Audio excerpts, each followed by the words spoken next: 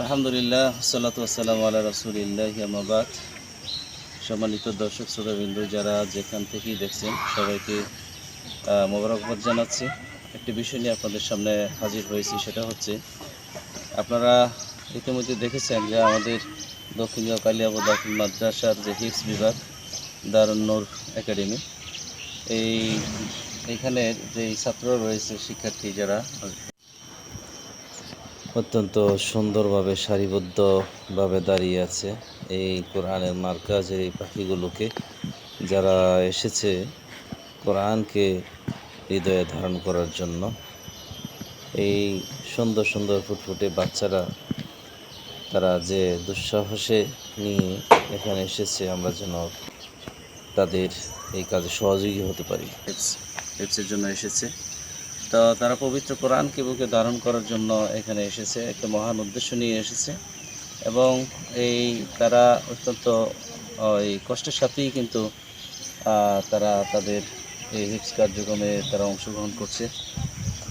দুঃখের বিষয় এই কারণেই বলবো যে আসলে আমাদের এই শিক্ষার্থীদেরকে যেভাবে রাখার দরকার ছিল, যে মানের, সেটা আমরা আমাদের কর্তৃপক্ষের কাছ থেকে পুরোপুরিটা আমরা সেটা করতে পারি নাই। তবে চেষ্টা আছে আমাদের এখানে, যারা ওই কর্তৃপক্ষ আছেন তারাও চেষ্টা করছেন। তা আপনারা দেখছেন এখানে যে ঘরটা, ঘরের চাল পুরোটাই নষ্ট হয়ে গিয়েছে। এই চাল মেরামতের জন্য খরচ হবে প্রায় 1,50,000 টাকা।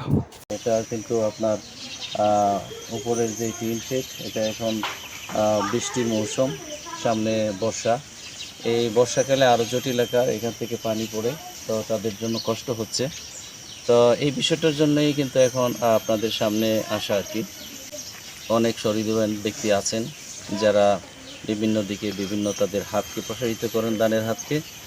তা আপনারা এই কোরআনের এই মার্কাজকে আপনারা আপনাদের দানের একটা জায়গা করে নিতে পারেন। আশা করছি এখানে যদি আপনারা সহযোগিতা করেন, যে যতটুকুই পারেন, এটা ব্যর্থ হবে না ইনশাআল্লাহ। আল্লাহ কবুল করবেন, আমরা আশাবাদী। আর এইখানে দেখতে পাচ্ছেন যে এখানে কিছু ইটা রয়েছে, এই কিছু কার্যক্রম এখানে একজন দিয়েছেন, এই এক গাড়ি ইট। তো এইখানে আরও কিছু কার্যক্রম আছে। তো আমরা এটা আর্থিক সমস্যার কারণে এটা করতে পারতেছি না। তো এই জন্য আপনাদের কাছে উদাত্ত আহ্বান, আপনারা ওই কোরআনের মার্কাজকে কেন্দ্র করে আপনারা আপনাদের সহযোগিতার হাত বাড়িয়ে দিবেন। এই সকল শিক্ষার্থীরা যারা এসেছে কোরআনকে মুখস্থ করার জন্য, আল্লাহর ওহীকে, আল্লাহর কালামকে মুখস্থ করার জন্য, তারা যেন এই কাজটা সুন্দরভাবে স্বাচ্ছন্দ্যের সাথে সুন্দর পরিবেশে তারা করতে পারে, সেই আশা প্রত্যাশা রাখছি। এখানে যারা শিক্ষকবৃন্দ আছেন, অত্যন্ত দক্ষতা যোগ্যতার সাথে তারা আঞ্জাম দিচ্ছেন, তাদের কাজ তারা চালিয়ে যাচ্ছেন।